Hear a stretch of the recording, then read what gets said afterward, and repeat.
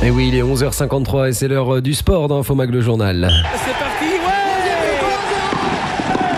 Retrouvez l'actualité et l'analyse sportive du jour grâce à l'expertise de Canal+.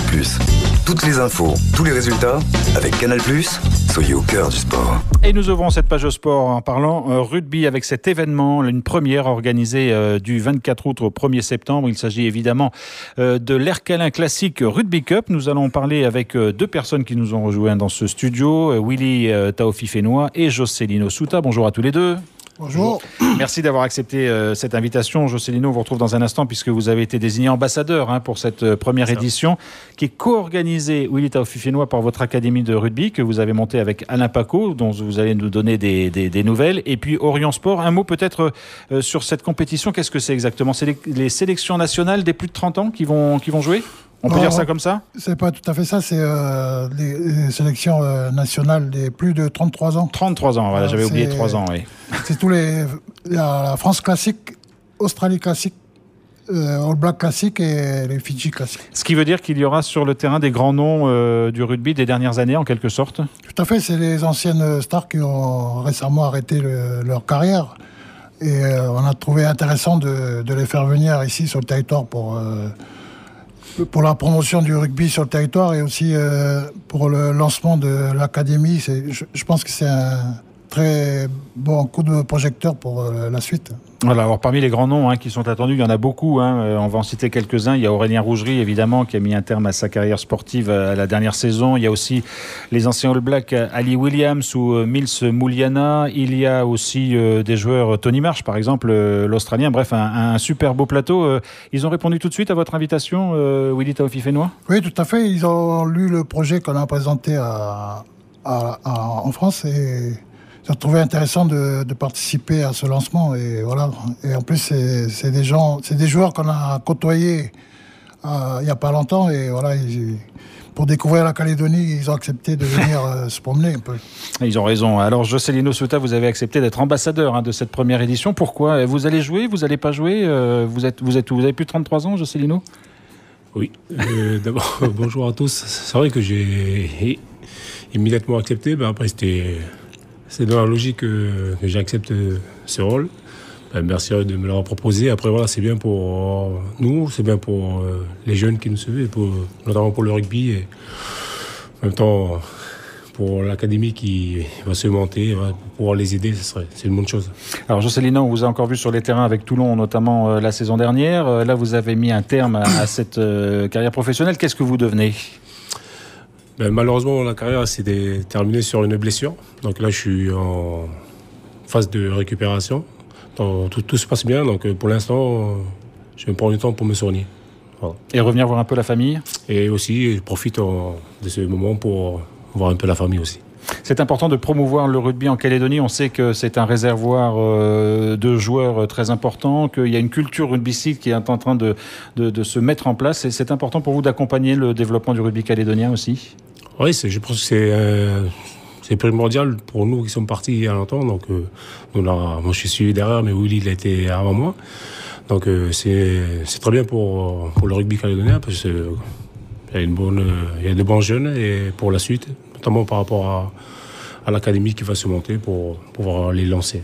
Alors justement, revenons un tout petit peu sur cette académie du Pacifique Sud, Willy Taofifénois, dont vous êtes l'initiateur, on le disait, avec Alain Paco. Où est-ce qu'on en est aujourd'hui ? Est-ce qu'elle existe vraiment, cette académie ? Quand est-ce qu'elle va naître officiellement ? Suite à nos rencontres avec la fédération, on fait la signature officielle le 24 septembre ici sur le territoire. Le président Bernard Laporte sera présent. Il va revenir, donc, puisqu'il était déjà passé il y a quelques semaines. Il va faire un petit séjour à Wallis aussi, pareil, pour parler aussi de l'académie. Et voilà, pour le territoire, c'est une option en plus après le pôle espoir. Parce qu'après le pôle espoir, on sait qu'il n'y a pas d'issue ou d'option pour eux. Du coup, ils vont rester 3 ans, 4 ans de plus sur le territoire qu'on va... avec Alain Paco, Arnaud Dubois et l'ensemble du staff, qu'on va essayer de les former sur le territoire avant qu'ils partent. Les former et les couconner aussi un peu, enfin les prendre en charge, les préparer à la suite de leur carrière, éventuellement. Oui, tout à fait, parce que on connaît la problématique des jeunes qui partent tôt du territoire, après qui sont isolés, manque un peu d'encadrement ou de cellules familiales en France. On connaît beaucoup ce problème-là. José est passé par là, nous tous on est passé par là et on connaît bien ce problème.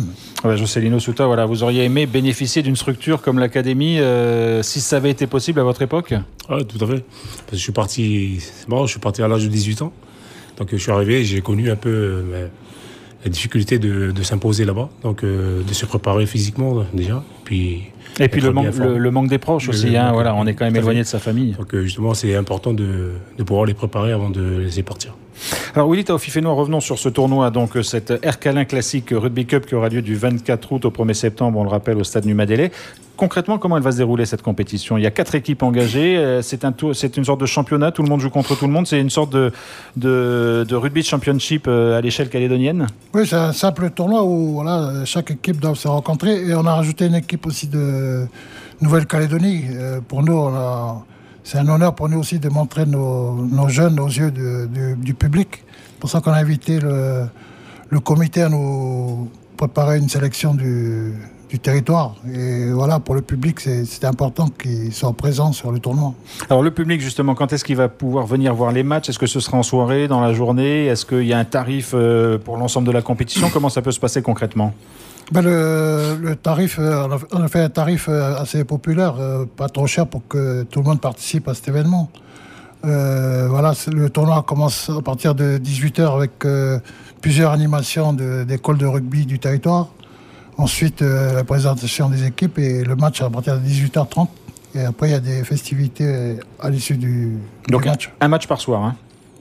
Le mardi, on a 2 matchs. Le mardi, il y a même 2 matchs, d'accord. Voilà. Et après, il y a un classement où il y a une finale. Comment ça se déroule concrètement ? Il n'y a pas de finale ou de compétition. C'est un classement, voilà, quoi. C'est un classement provisoire, mais voilà, c'est juste pour que le public se fasse plaisir devant des anciennes stars qui évoluent sur le terrain.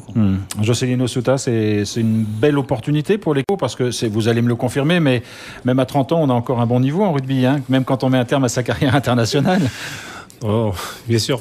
Et d'ailleurs, c'est aussi tous les Calédoniens de venir supporter leur équipe, parce qu'ils seront opposés à une très belle équipe de Fidji.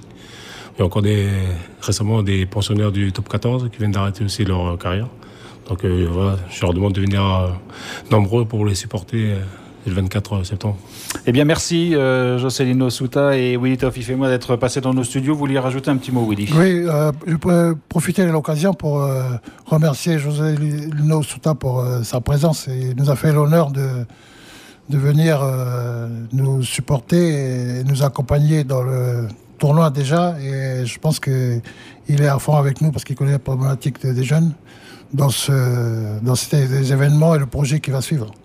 Merci à tous les deux d'être venus dans ce studio et puis on vous recevra, on a bien compris, prochainement parce qu'on fera un focus sur cette Académie du Pacifique Sud qui sera donc, on l'a bien compris, portée sur les fonds baptismaux le 24 septembre avec la signature officielle par les instances du rugby et les instances de Nouvelle-Calédonie. Merci à tous les deux et puis on souhaite évidemment un très bon tournoi qui sera à suivre sur Radio Rythme Bleu, cette Ercalin Classic Rugby Cup qui débute le 24 août et qui se termine le 1er septembre et pour lequel un public le plus large possible est évidemment invité au stade Numadélé.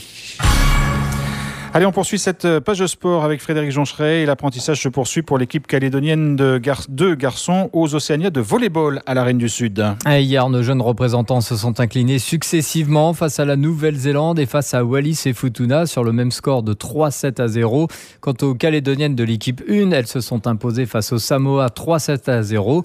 On ajoutera que la Polynésie française a fait forte impression hier. Les Tahitiens ont fait tomber les Samoa 3-7-2 et les Tahitiennes ont vaincu les Néo-Zélandaises 3-7-1.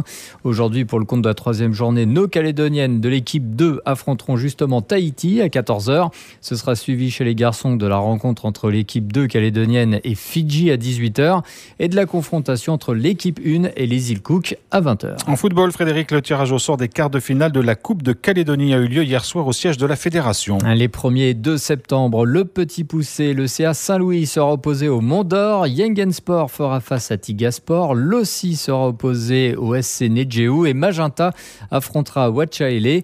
Et rappelons qu'hier à Tahiti, la sélection des moins de 19 ans a arraché sa qualification pour les demi-finales du tournoi qualificatif pour le mondial en Pologne. Les Calédoniens ont pris la deuxième place de leur groupe derrière les Salomons après leur match nul face aux Fidji, 1 but partout. Ils affronteront jeudi la Nouvelle-Zélande pour une place en finale. Et puis la dernière info sport, c'est du tennis avec cette rentrée réussie pour les Français au Masters 1000 de Cincinnati. Chardy, Paire, Pouille et Mladenovic ont franchi le premier tour. Un seul Richard Gasquet a été sorti. Le Français est tombé en 3-7 face à l'Espagnol Carreño Busta. Pour le reste, Lucas Pouille a battu l'ex numéro 1 mondial Andy Murray en 3-7, 6-1, 1-6, 6-4. On précisera que l'Écossais est revenu à la compétition au début du mois après un an d'absence due à une blessure à la hanche. Jérémy Chardy n'a pas fait de détails face à l'Espagnol Fernando Verdasco, victoire 6-1, 6-2, tout comme Benoît Paire face à un autre Ibère, David Ferrer, 6-2, 6-2. On voit qu'on jouait sur une surface dure et non sur terre battue. Enfin, chez les dames, qualification de Kristina Mladenovic face à l'Allemande Gorges qui a abandonné alors qu'elle était menée 6-4, 3-2. Merci Frédéric. Voilà, c'est la fin donc de ce journal.